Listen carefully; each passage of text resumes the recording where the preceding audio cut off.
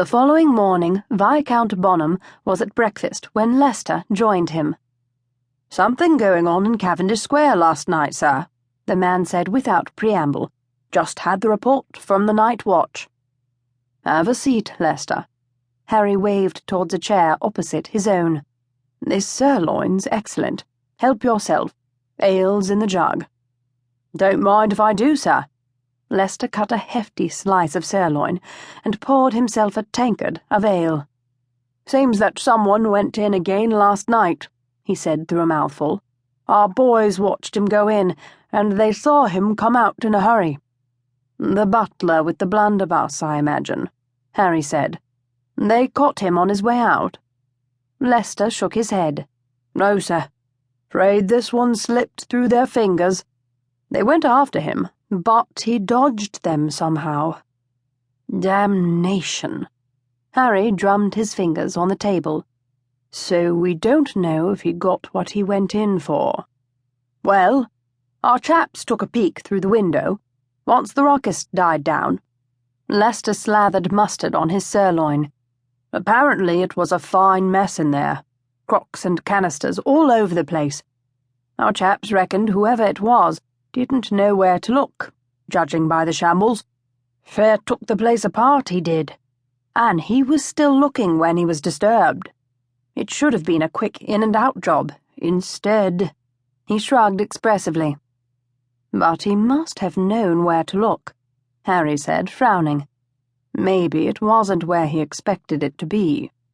He took a draught of ale. "So, someone's moved it then?" "Maybe. But no one's gone into that house without our men knowing it." Harry set down his tankard with a thump. "If it has been moved, then it must have been by someone in the house already." "They wouldn't know its significance, though, would they, sir?" "No." Harry tapped his mouth with his fingertips. "If someone in that house found it by accident, then they'll still have it. And that, Lester, could make our task a lot easier." "How do you mean, sir?" He pushed back his chair, crossing one booted leg over the other. "Well, one of those women, or one of the servants, must have it. It narrows the search a little, wouldn't you say?"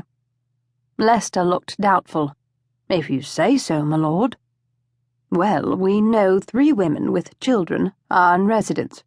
I've made the dubious acquaintance of both Lady Dagenham and Lady Livia."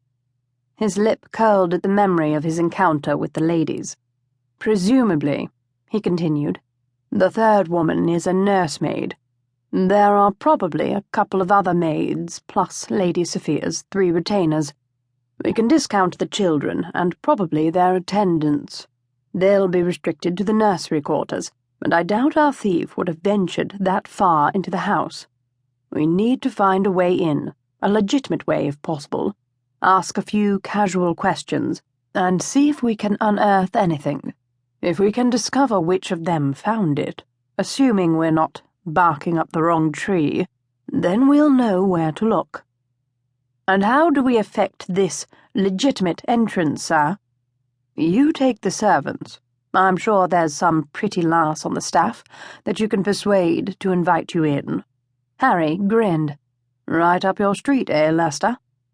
"If you say so, my lord," Lester repeated woodenly, but there was a gleam in his eye. "And you'll be taking on the ladies, I assume?" "Well, one of them," Harry said a shade grimly. "It'll have to be Lady Livia. I don't fancy my chances with Viscountess Dagenham."